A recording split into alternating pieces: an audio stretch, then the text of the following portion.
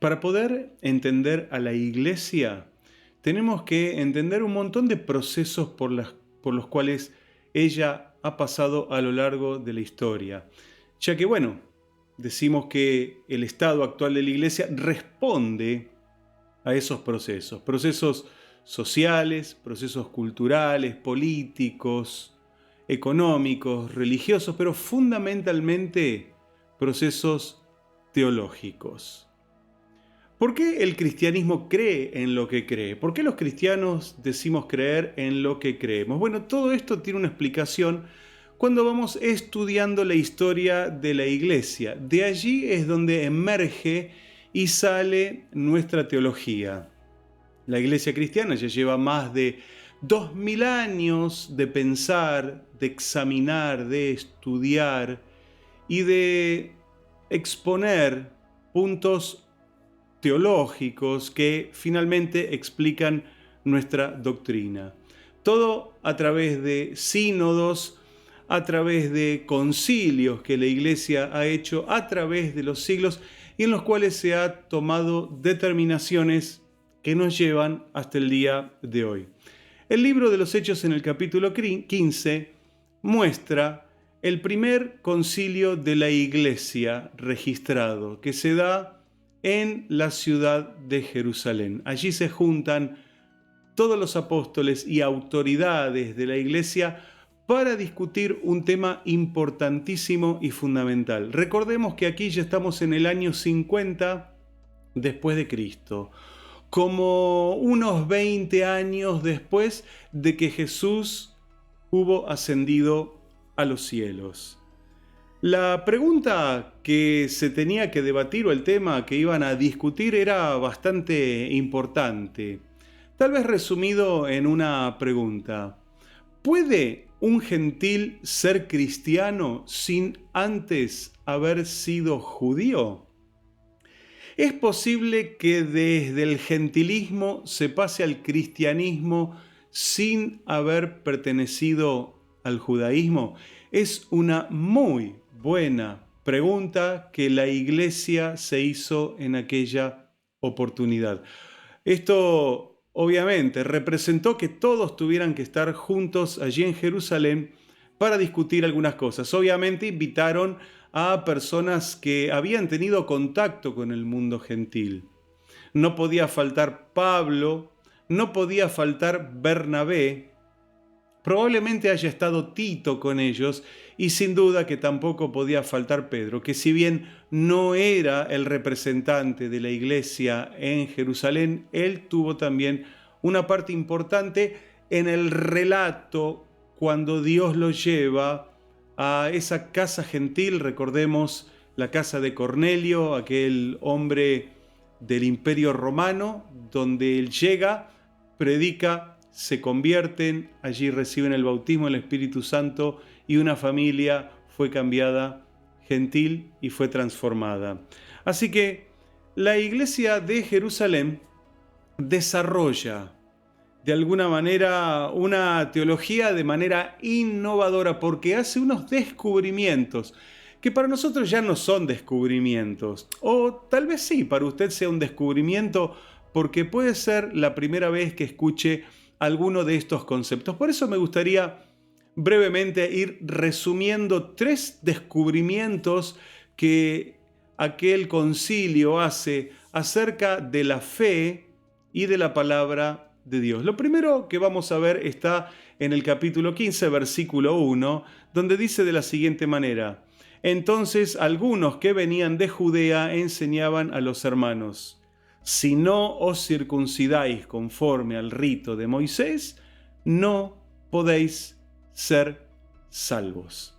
Este era tal vez el primer punto que ellos discuten y sobre el cual van a hacer un descubrimiento.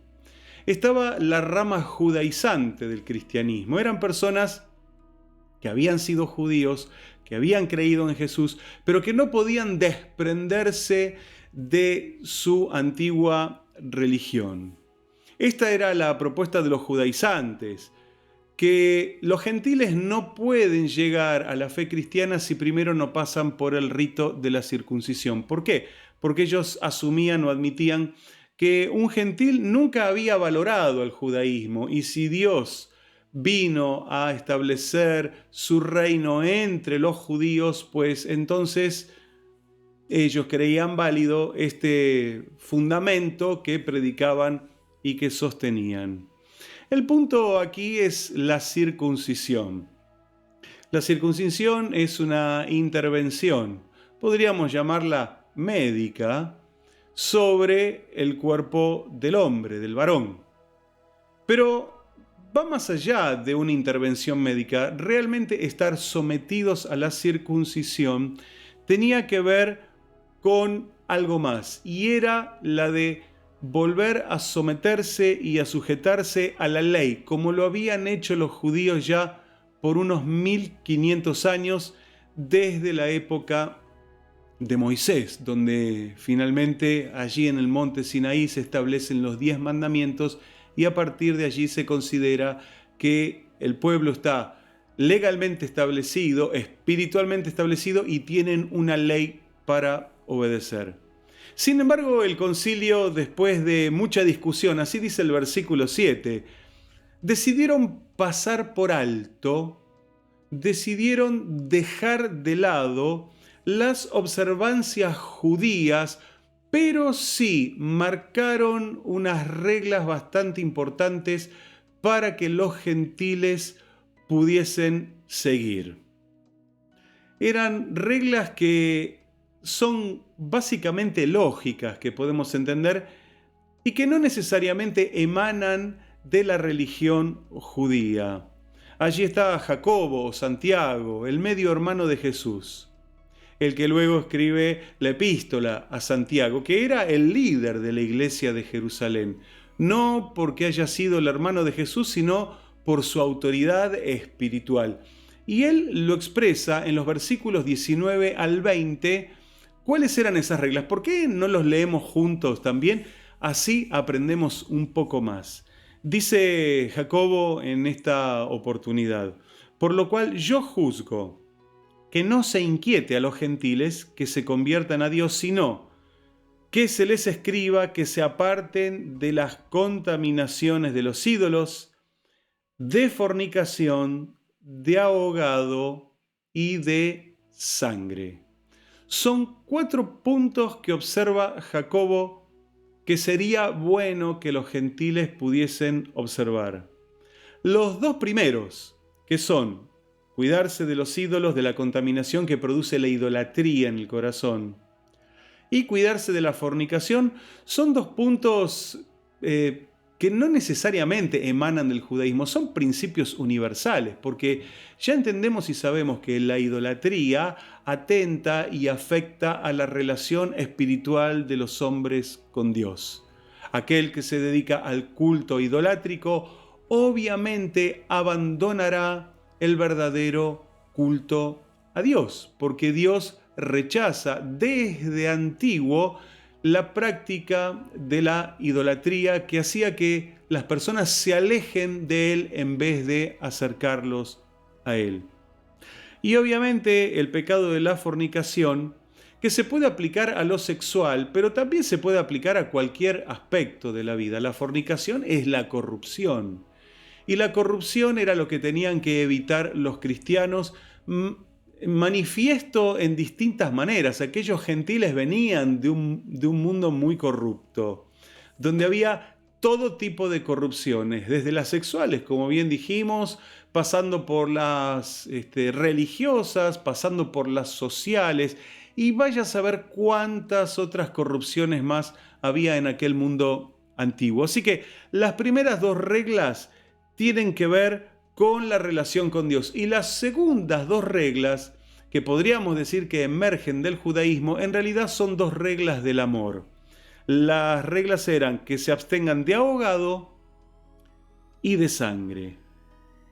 Si los judíos renunciamos a la ley, creo que es la idea que está detrás de todo esto y que Jacobo expresa, dice: si los judíos renunciamos a la ley, pues entonces vosotros gentiles pueden renunciar a estos puntos por amor a los judíos. Para que no haya conflicto dentro del grupo, para los judíos comer este tipo de sacrificios ahogados, que no eran desangrados, o directamente comer la sangre, era algo que atentaba directamente contra su moral, contra su conciencia y contra sus principios más caros y más cuidados. Por lo tanto, estas 4 reglas tienen que ver, las 2 primeras con la relación espiritual que los hombres mantienen con Dios, y las otras son reglas del amor, para mantener la paz dentro de la iglesia, ya que la iglesia se estaba conformando tanto por judíos como por gentiles. Así que lo que muestra este descubrimiento es que ninguna práctica religiosa puede salvar a un pecador. Por más fuerza, por más ganas y por mejor buena voluntad que le pueda poner una persona a una práctica religiosa, nunca ella lo llevará al camino de la salvación. Realmente en este punto el concilio fue conciliador. Concilió 2 partes, la parte judía y la parte gentil, en un descubrimiento que creo que fue absolutamente innovador en este punto. Ellos tomaron decisiones que fueron absolutamente le trajeron a la fe cristiana un grado de perfeccionamiento. Recordemos lo que hablamos al principio. La teología se fue desarrollando a lo largo de los siglos y a través de los concilios de la iglesia. Creo que este fue un súper avance dentro de la fe cristiana y dentro del judaísmo, que ayudó a ver este valor, este principio importante. Las religiones con sus prácticas no pueden ayudar a los hombres. La circuncisión no salva, pero tampoco salva el cuidarse de comer sangre o de comer ahogado. Lo que salva es una fe puesta en el Señor Jesucristo. El versículo 9 nos muestra el segundo descubrimiento del concilio de Jerusalén y que afectó a la fe cristiana. Dice el versículo 9: y ninguna diferencia hizo entre nosotros y ellos, purificando por la fe sus corazones. Esta declaración es parte del discurso que Pedro dio frente al concilio. Ya no está hablando Jacobo, ahora está hablando Pedro. Y habla con absoluta autoridad porque él fue un protagonista de esa primera conversión gentil tan dramática, por así llamarlo, tan directa y tan fuerte. Creo que esta declaración de Pedro es el principio misionológico más importante después de la gran comisión de Mateo 28, de aquella que Jesús dijo que vayan, prediquen el evangelio a toda criatura, enséñenles las cosas que yo les he mandado, bautícenlos. Creo que la segunda declaración más importante es esta que hizo Pedro. Dios no hizo ninguna diferencia entre nosotros, los judíos, y ellos, los gentiles. Qué precioso descubrimiento. No hay diferencias entre los hombres. Si existen diferencias entre los hombres es porque los hombres somos los que las creamos. Realmente sostengo, y lo digo con profunda convicción, los defensores de los derechos humanos deberían leer la Biblia si es que no lo hicieron. Y si lo hicieron, deberían volver a leerla para redescubrir los verdaderos puntos de los derechos humanos. No hay diferencia entre nosotros y ellos, dijo Pedro. En este libro seguro que van a encontrar los principios más importantes que pueden guiar a esta humanidad. Todos creemos en los derechos humanos y los defendemos, por supuesto. Pero ¿desde dónde arrancamos? ¿Por qué no arrancamos de la palabra de Dios, que es neutra, no tiene tendencias políticas, no tiene tendencias religiosas? No tiene tendencias sociales, es la verdad absoluta revelada por Dios a través de los escritores de los libros, de los libros sagrados que conforman este maravilloso libro completo que consideramos la palabra de Dios y que se llama la Biblia. Pedro llegó a comprender que la barrera entre los judíos y los gentiles está caída, está derribada, como una pared que se había caído, y ahora el terreno era un terreno donde todos debían de compartirlo. Esta creo que fue una verdadera revolución teológica. Ya hablamos de la primera revolución teológica. No hay prácticas religiosas que puedan salvar a los hombres. Segunda revolución teológica, este descubrimiento que hacen en el Concilio de Jerusalén, no hay diferencias entre los hombres. Qué diferente sería nuestro mundo si entendiéramos este principio de la Biblia, si lo pudiéramos poner en práctica. Y creo que esta fue una verdadera revolución teológica, y creo que mucho más importante que la revolución teológica que trajo Martín Lutero en el siglo XVI. Él trajo una nueva mentalidad acerca de ciertas cuestiones de fe, pero aquí estamos hablando de los primeros pasos y de los primeros cambios que hubo dentro de la fe cristiana. No hay diferencia entre los hombres. Esta es la esencia de la iglesia. La iglesia recibe a todas las personas, no importa quiénes sean ni de dónde vengan. Cuán buenos o cuán malos pueden ser según los juicios humanos que podemos hacer. En la iglesia no importa el color de la piel, no importa el origen étnico de las personas, no importa el idioma, ni la clase social, ni el nivel de preparación que alguien pueda tener. Estamos todos igualados por la sangre del Señor Jesucristo. Los judíos tuvieron que reconocer en este concilio de Jerusalén que ellos dejaban ser el centro de atención divina para que el centro se ampliase y comenzase a ser toda la humanidad. Esta es la verdadera esencia de la iglesia.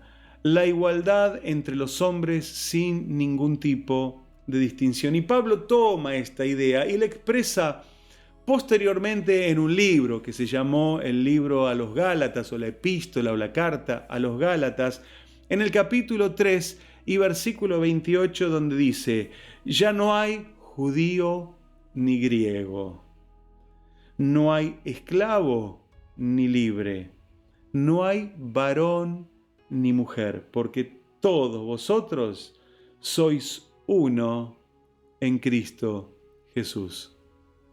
¿No es este el mensaje que hoy se está predicando por los medios? ¿No es este el mensaje por el cual muchos están luchando? ¿La igualdad? Señoras y señores, esto ya está escrito en la Biblia. Volvamos a la Biblia. Volvamos a los principios eternos de Dios, donde no hay diferencias, donde no hay separaciones. Creo que tendríamos un mundo inmensamente más bueno, más limpio y más santo, me atrevo a decir, si aplicáramos los principios de la palabra de Dios. No tendríamos que estar luchando en este momento, como lo estamos haciendo toda la sociedad, contra la violencia de género. Si consideramos que el hombre y la mujer son exactamente iguales, salvando las diferencias anatómicas, por supuesto, pero que tienen exactamente los mismos derechos, los mismos deberes, las mismas obligaciones, el mismo derecho a la vida. No tendríamos que estar peleándonos, ni tendría que haber grupos de pañuelos de distintos colores defendiendo las distintas posturas. ¿Estaríamos de acuerdo que la Biblia tiene razón? Si estamos de acuerdo, ¿por qué entonces no nos unimos y predicamos este único y este solo mensaje? No hay diferencias entre los seres humanos. Hoy hay una fuerte tendencia hacia la xenofobia. La xenofobia es justamente la fobia o el desprecio hacia todo lo que es extranjero. Ningún país, o muy pocos son los países que todavía mantienen abiertas sus puertas a la inmigración. La mayoría de los países quiere sacarse de encima a los inmigrantes.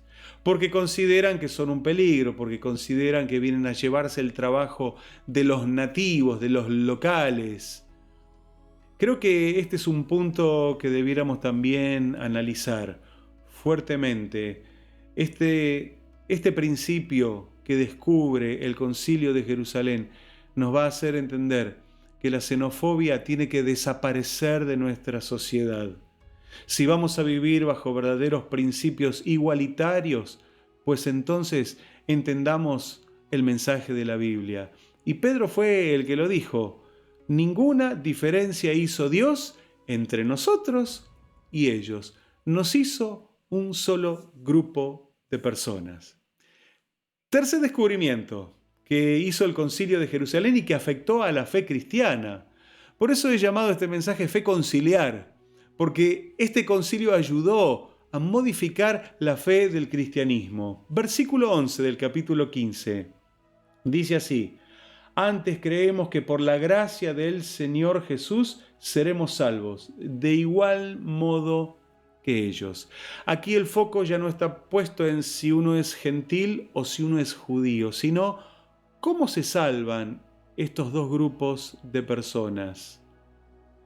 ¿Por qué Jesús estableció la iglesia? ¿No se preguntó nunca esta gran pregunta? ¿Por qué Jesús tuvo que venir a establecer la iglesia? Bueno, tenemos que estudiar un poco la historia de la fe. Vamos a ver que fueron los judíos los representantes de Dios en este mundo. Ellos tenían que dar a conocer el nombre de Dios y tenían que permitir que todos llegasen al conocimiento de Dios. Lamentablemente Israel comprendió mal el mensaje y en vez de abrir las puertas a la transmisión de este mensaje universal, cerró las puertas al mundo gentil, haciendo una barrera, una muralla, así como en Jerusalén todavía existe la muralla y como en cada una de las ciudades antiguas existían murallas para protegerlos de los enemigos, pues los judíos hicieron también una muralla espiritual donde hicieron una división muy grande. Y Dios ya no los pudo usar porque habían entrado en una comprensión inapropiada e inadecuada de lo que Dios quería hacer en este mundo a través de ellos. Dios dijo: no los voy a poder usar. Así que Jesús vino y estableció otro pueblo. Ahora ya no es un pueblo que desciende de una sola persona, de padre Abraham, no es un linaje sanguíneo, ahora es un linaje espiritual que depende también de Abraham, pero no de sus genes ni de su sangre, sino de la fe que él tuvo, que es mucho más amplio que la genética humana. La fe amplió infinitamente ese alcance que Dios le dio a Abraham. Por eso ahora la iglesia es la encargada de llevar la salvación a todas las regiones del planeta. Israel tenía una misión centrípeta. Todos debían de venir a conocer a Dios. La iglesia tiene una función exactamente al revés. De Jerusalén Dios la envía a todo el mundo y hasta lo último de la tierra, llevando este gran mensaje. Y el punto que descubren entonces en el Concilio de Jerusalén es este: la salvación es universal. No es solo para los judíos, también es para los que no son judíos, que eran llamados gentiles. Dios es el que propone esto. No es una invención de los hombres. No sé si todos pueden llegar a comprenderlo. Realmente Satanás y los hombres somos los encargados muchas veces de levantar barreras y de hacer de que la salvación sea difícil de alcanzar. Le ponemos a veces con nuestras religiones tantas reglas a la salvación. Hay que hacer esto, hay que hacer el otro, hay que hacer así, hay que hacer asá. Cuántas reglas, infinidades que no están en la Biblia, que no aparecen en la palabra de Dios, emanan de las tradiciones, emanan de la historia, pero no necesariamente de la palabra de Dios. Dios lo que propone es fácil, es sencillo y sobre todo es posible. Tome bien esta palabra, es posible. Todo lo que tenemos que hacer es mirarlo a Jesús. No hay cruces para cargar sobre nuestros hombros. No hay flagelos que tenemos que hacer sobre nuestros cuerpos. No tenemos que imponernos penitencias. Ya lo hizo Jesús por todos nosotros. No lo vamos a asombrar a Dios golpeando nuestros cuerpos o haciendo sangrar nuestras rodillas. Dios no se va a conmover hasta las lágrimas por ver cuánto sufrimos por su causa. El sufrimiento verdadero lo hizo Jesús. Y eso es lo que hace a la salvación universal. Todos los que crean en ese sufrimiento, todos los que crean en esa muerte, todos los que acepten el sacrificio de Jesús, son bienvenidos al reino de Dios. Esto simplifica la salvación. No la complejiza, sino la hace más sencilla, más fácil para que todos la puedan entrar. Se llama gracia. Es una palabra que no todos la llegan a comprender porque es de índole teológico. Pero se la voy a explicar. ¿Sabe qué es gracia? No es como algunos la interpretan que es chiste. No. Eso es otra cosa. Eso es gracioso. La gracia de Dios es un favor que Dios nos hace sin nosotros ser merecedores. Tal vez alguien se considere merecedor de recibir una bendición de Dios. Yo me lo merezco porque tengo un doble apellido, o porque tengo tantos estudios, porque me he preparado, me he capacitado, o porque doy limosnas, porque soy generoso, porque hago filantropía. Hay muchas personas que se creen que merecen el aplauso divino por lo que hacen, pero no es por lo que uno hace. Recordemos que la salvación no se obtiene, y ese era el primer punto que estuvimos hablando, no se obtiene por las cosas que los hombres podemos hacer, ni porque seamos lindos, ni buenos, ni porque tengamos tal color de piel o tal color de pelo. De ninguna manera. Esto se obtiene porque Dios lo quiere dar como un regalo a la humanidad. Ahí está tal vez el equivalente a la palabra gracia. Es un regalo que Dios nos hace. El regalo usted lo acepta o el regalo usted lo rechaza, según lo que usted quiera hacer. Dios nos da esa posibilidad de poder elegir a través de nuestro libre albedrío o de nuestra libre decisión. Usted elige, lo toma o lo deja que pase de largo. Yo espero que en este día usted lo tome, esa gracia, ese favor, que no lo merece usted, no lo merezco yo, no lo merece nadie. Dios lo quiere dar todavía a esta humanidad. Lo hizo a través de su Hijo Jesús. Jesús vino a pagar un precio que tendríamos que haberlo pagado nosotros. Nosotros somos los malvados. Nosotros somos los que nos hemos apartado de Dios. Cada uno hizo su propio camino, dice el libro de Isaías. Pero Dios cargó en Jesús nuestros pecados, nuestras maldades, y por su sangre nos limpió, nos sanó y nos devolvió la vida que habíamos perdido, aquella vida que teníamos en el huerto del Edén y que nuestro padre y nuestra madre Eva lamentablemente perdieron porque fueron engañados por Satanás. Así que el Concilio de Jerusalén mejoró la fe cristiana. El Concilio de Jerusalén hizo aportes fundamentales.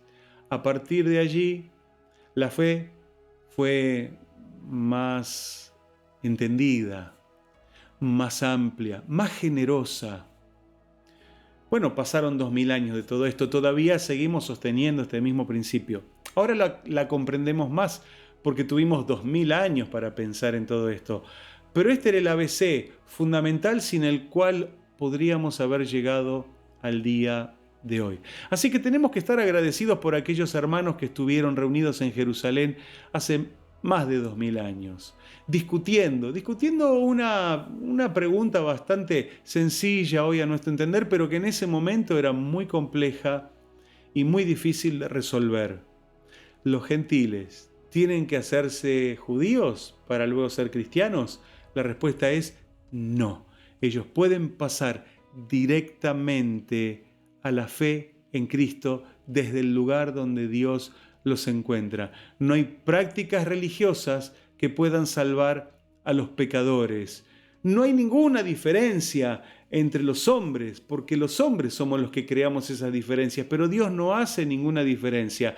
La salvación es definitivamente universal, tal vez expresada en aquellos brazos abiertos, en la cruz, cuando Jesús entregó su vida por cada uno de nosotros. Él está llamando a toda una humanidad. Espero que no dejes pasar esta oportunidad de acercarte a Jesús, de recibirle en tu corazón. No es esto un cambio de religión, es empezar una relación genuina, directa y espiritual con Dios. ¿Te animás a hacerlo? El Concilio de Jerusalén nos ha ayudado a entender todo esto. Si querés hacer entonces esta oración, te invito a que cierres tus ojos. Te voy a guiar en esta primera oración, que es muy sencilla, pero en la cual tenés que aplicar tu fe. Podés repetirla con tus palabras o con tu mente, pero lo importante no es solo que la repitas, es que creas lo que vas a decir. Y la oración es esta: Señor Jesús, en este día entiendo que tú me amas, que la salvación es para todos los hombres, para todas las personas sin distinción alguna. Por eso hoy abro mi corazón y por medio de la fe recibo a Jesús como Señor y Salvador personal. Ahora entiendo que Jesús vino para todos los hombres, no vino para una élite exclusiva, que Jesús vino para todos los hombres, que no hay diferencia entre las personas, que vos no hacés diferencia, Dios, entre los ricos y los pobres, entre las personas preparadas o letradas y los analfabetos. No haces diferencia entre los viejos y los jóvenes, ni entre las mujeres y los hombres. Hoy, Dios, podemos acceder por medio de la fe y por medio de tu gracia a la salvación de nuestra alma. Gracias, Jesús, por perdonar mis pecados, por darme la salvación de mi alma, por escribir mi nombre en el libro de la vida. Gracias por ser mi Dios y por permitirme ser tu Hijo. En el nombre del Padre, en el nombre del Hijo y en el nombre del Espíritu Santo. Amén. Qué linda oración.